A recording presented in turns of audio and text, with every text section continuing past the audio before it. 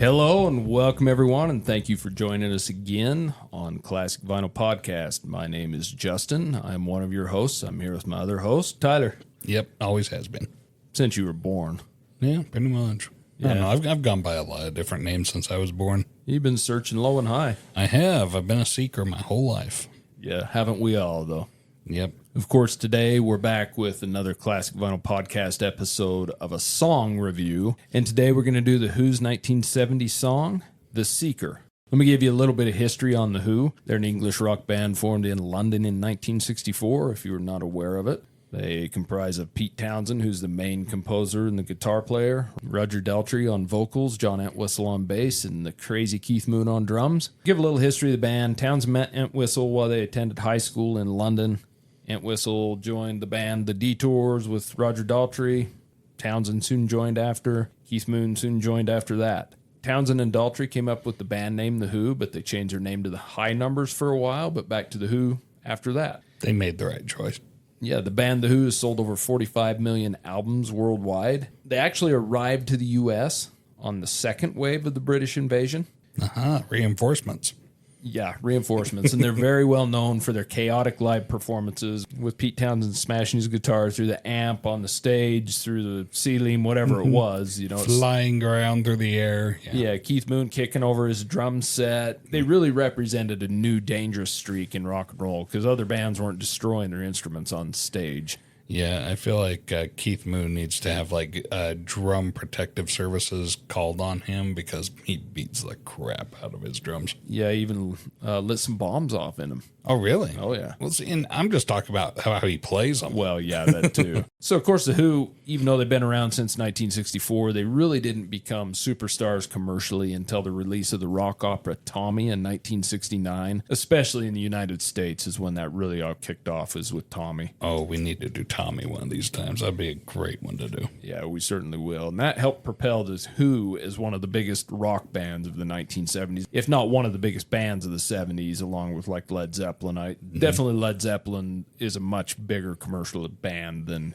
The Who, and heavier in a lot of ways, and not as heavy in some ways, which is kind of strange. But so The Who did have a farewell tour in 1982, the first of many. In fact, I've been to a couple farewell concerts of theirs. Oh. So Keith Moon died in 1978, and John Entwistle died in 2002, which pretty much killed half the band. In my opinion, the best rock and roll drummer of all time, and by far the best bass player of all time. But I think there's not even a debate about the drummer. Well, there's certainly a debate, but you won't get one from me. So after Keith Moon died in 1978, The Who did have a different drummer for a little while, but they did have a farewell tour in 1982, the first of many, which I've been to a couple farewell concerts of The Who. They got together in 89 again and the late 90s, up until Entwistle's death, which was in 2002, and they're still touring to this day. Townsend and Daltrey are. And, of course, they have Ringo Starr's son on drums. I believe Pete Townsend's brother plays with them. Yeah, Entwistle, as a bassist, he seems like a pretty chill, easygoing guy. He plays that bass amazingly. I mean, he's solid. Well, he plays the bass like a lead instrument, not a rhythm instrument, which is kind of cool. But all in all, The Who have 12 total studio albums, 10 albums they released from 1965 to 1982, one album in 2006 and one album in 2019, 16 live albums, which the big one of those live albums, Live at Leeds, 27 compilation albums, 4 EPs and 4 soundtracks. Now, the first 2 studio albums were different in the US and the UK. My Generation was their first UK album. The Who Sings My Generation was the name of the US album. Not a big change, and then their second album, a quick one in the UK, but it was called Happy Jack in the US. So out of all their albums, 10 albums reached the top 10 in the UK.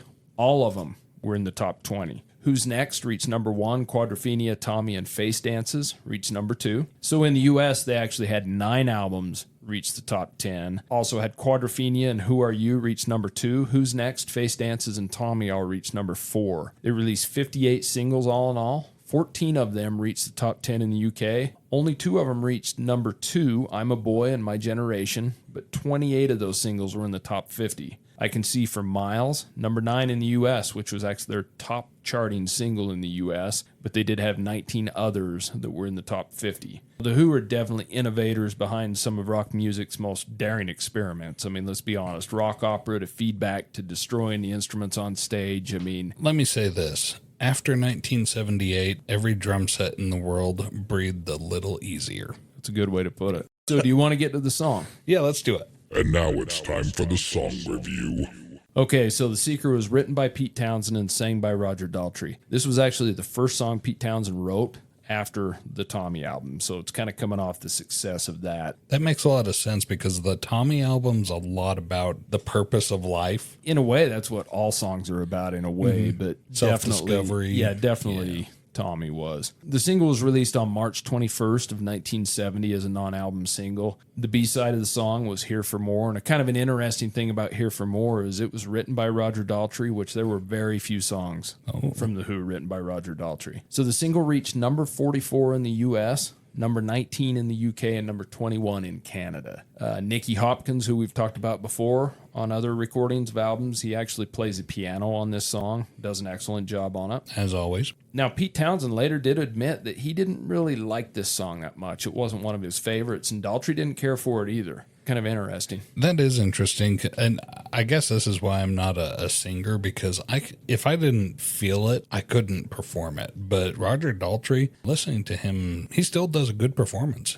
Well, I've said it before and I'll say it again. I think Roger Daltrey is probably the best rock and roll singer of all time. But you got to realize kind of what I said about the B-side of this that he wrote. He didn't write much, so it doesn't sound like he had much of a choice but to sing. So at first listen, this song sounds to be pretty straightforward about the search for answers and purpose in life. But, you know, the song does paint the picture of a man that is very disillusioned with the world and his place in it at the time. Pete Townsend has stated that he wrote this song about his own search for purpose in life, how he felt lost and misdirected despite the band's super success after Tommy and the fame that came with it. He was still lost, and we can all relate to that a tad bit. Sometimes when you get things in life, it's what you were looking forward to, that's what would complete you, but once you get there, you realize it doesn't quite complete you. Yeah, I mean, who isn't trying to fill some sort of a hole, right? Yeah. Pete Townsend in this song name drops a lot of famous people. Or I shouldn't say a lot, but a few. Bob Dylan, the Beatles, Timothy Leary. He talks in the song of how he's reached out to him for help,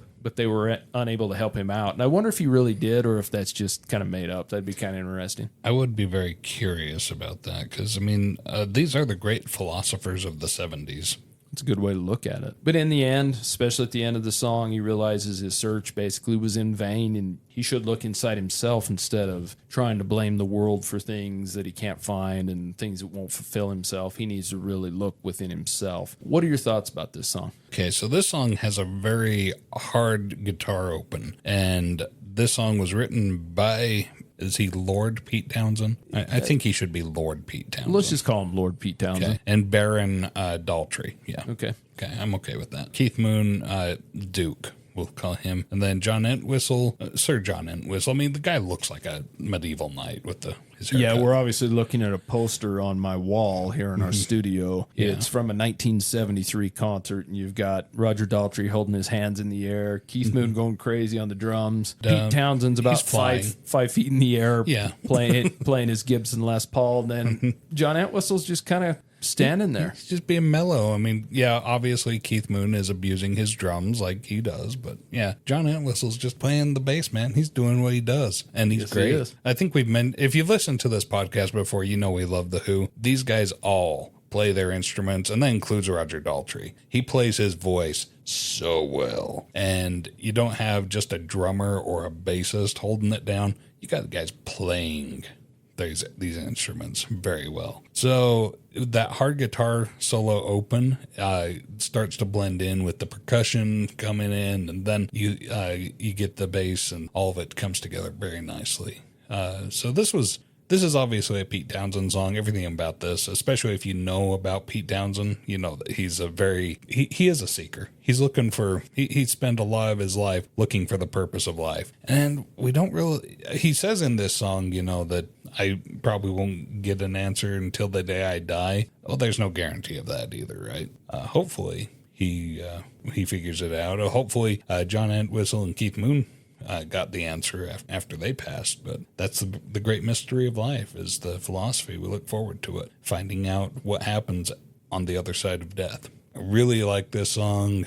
Like I said, everybody plays their part so well in this. That being said, everybody also plays well within their wheelhouse. Nobody's really straining. Roger Daltrey, you don't hear him going crazy. You know, even Keith Moon beating the crap out of his drums. It's he's under control. He's not pushing himself by any means. It's just, this is your typical Who.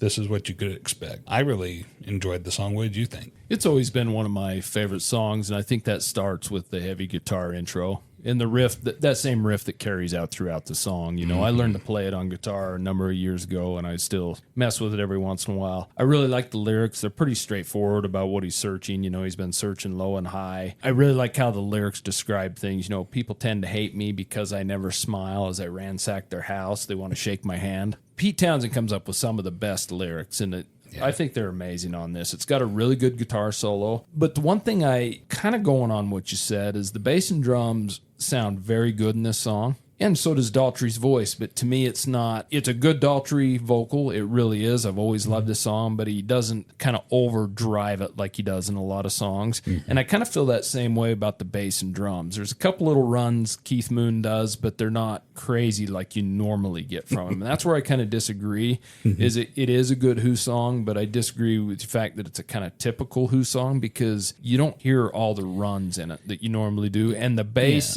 I said earlier that Entwistle is really a lead bass player, and anybody that knows the Who and knows anything about him knows that he's kind of the driving force behind it. And this bass line's a good, really good bass line. I think the guitar overpowers this one more than anything, but it's a good song. I've always loved the song, and it's kind of too bad that it was just a non-album single because I think it would have fit well on Who's Next or something like that. It is a great song, but it does feel like album filler compared to a single. Yeah, and see, I kind of disagree with you there.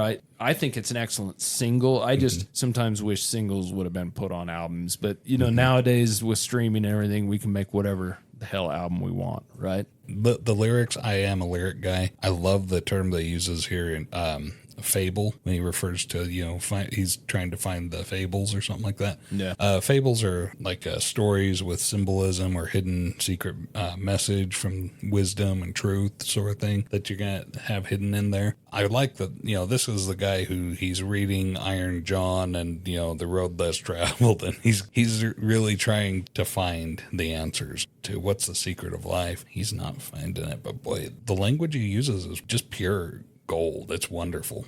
Well, do you want to get to the song rating? Yeah, let's rate it. Song rating.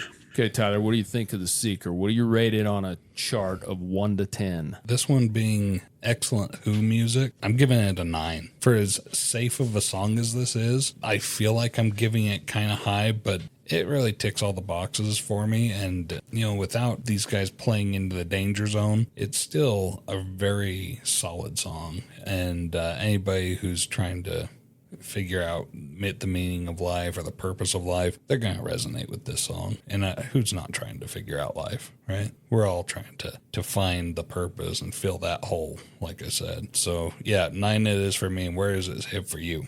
We're right on base together today because I'm a 9 with this song as well. This song's always been a really good song for me, and sometimes I don't hear it as much as I do the others just because it doesn't fall on an album track. You know, it does fall in some of my Spotify playlists and things like that, but it's an amazing song. I think it's all driven about the riff. The lyrics are great. It's a good Who song all the way around. It's just a little bit different some of the others, but I think it fits perfect. Yeah, it's a 9 for me. Well done, Mr. Pete Townsend. You wrote a masterpiece. So that's Justin and Tyler for Classic Vinyl Podcast. this week and our song review of The Who's Seeker. And we really appreciate you giving us a chance and listening to us. So until next time, we'll see you later. See ya. Thank you so much for listening to Classic Vinyl Podcast. And don't forget to subscribe on Spotify or Apple Podcasts or wherever you listen to your podcasts. Follow us on Instagram at Classic Vinyl Podcast for updates, and also share us with your music-loving friends.